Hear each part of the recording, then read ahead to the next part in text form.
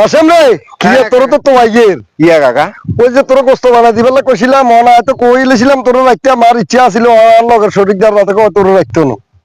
তো ইয়েন এখন কথা কইলেন নি আজ কোরবানো চলি আইছে অন যদি কথা ইনকন আইবার কোনটা কাম হামু তো কি করতাম আমি তো বালা টাকা দেখছি এত আন্তরিকতা আছে কোনে মানা করছে লগের গুণ তোর বাইর গুণে মানা না দেখছেন নি কাকা আর বাইর গুনে আরে হিংসা করে তো নাই কিয়া করতাম আই আসলে হলাম আইয়ারও আশা দিছে কুদ্দুরা বস্তু খাওয়ামু তখন এমন সময় মানা করছেন আমরা তো কাকা গরিব মানুষ তো গোস্ত কিনে খাইতে হারি না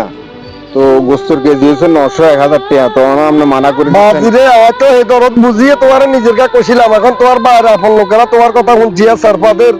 মানা করে না কি করতে আমার তো কিছু করণীয় না করবান তো আর দিমু নোয়া নিলে দিমু আল্লাহ বাসালে দিলে তোমার আইন কিন্তু আর ব্যক্তিগত তহবিল তো আল্লাহ যা তোমার রিজিকে বাড়ায় তোমার ঘরে বাসায় দিমু তুমি মনে কষ্ট নিও না আশ্বাস করিও না নিজের লোক আয় কি করতাম কো না আসলে কাকা এখন আই হুজির করে কথা দিছে কুদ্দুরা গোস্ত খাওয়ামু অন কোরবানো চলি আইছে অন আয় কোনো আনে এই মুহূর্তে কামও হইতাম না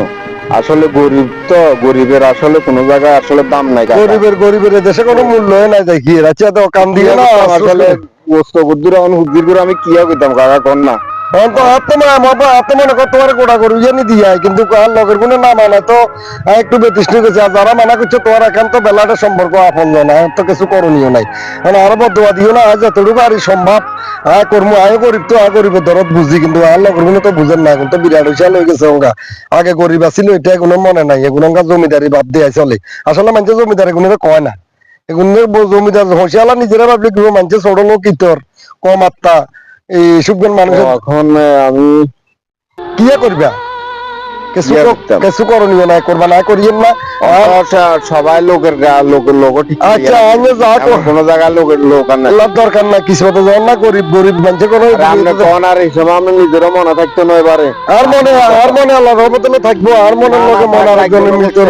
না তোমার ঘরে আর তো বলে তো যা আছে রিজিকে তোমার পাড়ায় তাই তোমার সম্মানের সহিত ইজ্জতের সহিত নি দিমু তুমি বাইতে হাইতে হইতে না তোমার ঘরে হসাই দিমু তবুও তুমি আরো বড় দোয়া দিও না আল্লাহকে ব্যাজ্ঞান দেখে রুনের আগামী কোরবানি আল্লাহ তো তোমার এমন তৌফিক দিবে তুমি হয়তো করে দিয়ে কোরবান করতে পারবে